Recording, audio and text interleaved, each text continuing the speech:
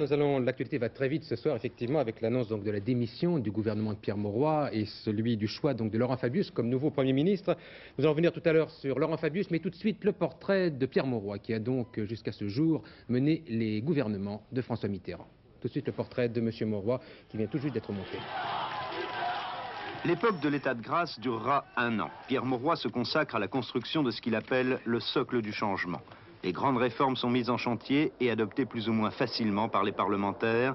La décentralisation, les nationalisations, les droits des travailleurs. Parallèlement, le gouvernement augmente le SMIC, les allocations familiales et institue un impôt sur les grandes fortunes.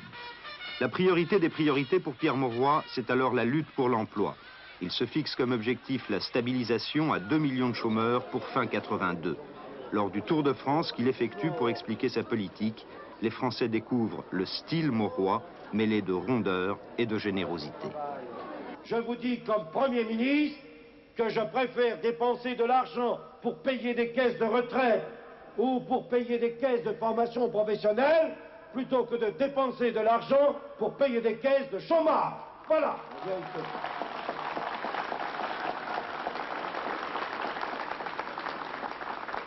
Vous voyez, c'est aussi simple que ça d'être Premier ministre et d'être au gouvernement.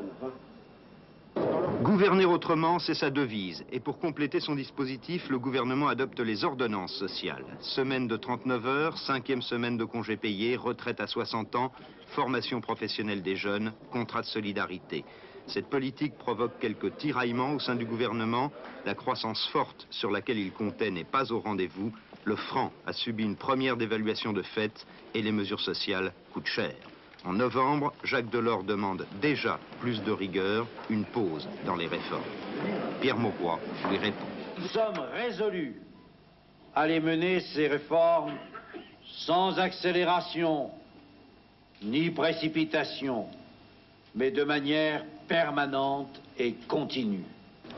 Premier anniversaire du gouvernement de la gauche et avec lui le passage à la deuxième phase de son action définie par François Mitterrand lors de sa deuxième conférence de presse le 9 juin. Ce sera la rigueur. Après une deuxième dévaluation du franc, Pierre Mauroy annonce le blocage des prix et des revenus pour 4 mois afin de limiter l'inflation. La décision la plus douloureuse à prendre, dira-t-il plus tard, ce virage nous a touchés dans nos certitudes. Un virage où l'on voit aussi le style évoluer, le tribun, parfois lyrique, s'efface devant le gestionnaire prudent mais décidé. J'accepte d'être un paratonnerre,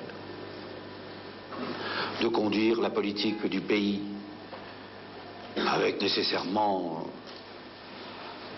tout ce qui est en harmonie, tout ce qui au contraire peut faire problème au fil des jours, sachant bien que nous avons des objectifs et que nous y parviendrons.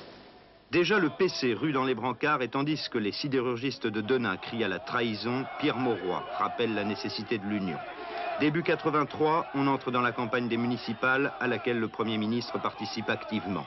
Jusque-là, le pari du chômage maintenu sur la crête des 2 millions est gagné, mais l'inflation dérape et le commerce extérieur plonge.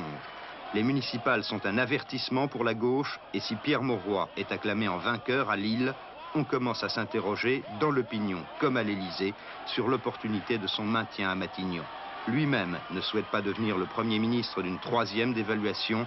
Elle interviendra pourtant quelques jours plus tard.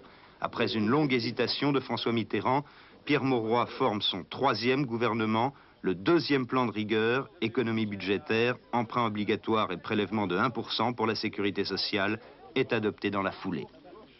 Pendant plusieurs mois, Pierre Mauroy sera quasiment absent de la scène publique. C'est le président de la République qui monte au créneau pour justifier et expliquer la nouvelle rigueur, une politique qui obtiendra en octobre le soutien résolu du Congrès socialiste de Bourg-en-Bresse. Si la balance du commerce extérieur s'améliore, l'inflation, fin 83, atteint 9,5% au lieu des 8 prévus et le chômage dépasse les 2 millions. Les sondages suivent inexorablement et pour Pierre Mauroy, il est temps de se préoccuper de l'opinion. À l'état de grâce a succédé la politique de rigueur. Cela ne va pas sans poser quelques problèmes, sans créer quelques difficultés. C'est pourquoi nous devons nous appliquer à mener une véritable reconquête de l'opinion. L'année 84 sera celle de la restructuration industrielle et de la contestation pour Pierre Mauroy. Grève chez Talbot, le gouvernement ordonne l'évacuation de l'usine. Mécontentement des routiers, fronde des agriculteurs, manifestations monstres pour l'école, la privée comme la laïque, marche sur Paris des sidérurgistes de Lorraine qui refusent le plan acier. La présence de Georges Marchais à leur côté concrétise la fissure dans l'union de la gauche dont Pierre Mauroy est considéré comme le garant. La mise au net annoncée par François Mitterrand, la clarification voulue par le Premier ministre, se fera sous forme d'un vote de confiance émis du bout des lèvres par le PC, qui reprend aussitôt après ses critiques de la politique du gouvernement. Jusqu'au bout, en dépit d'une incrédulité grandissante de l'opinion, Pierre Mauroy aura essayé de faire passer la conviction et la détermination qui l'animent.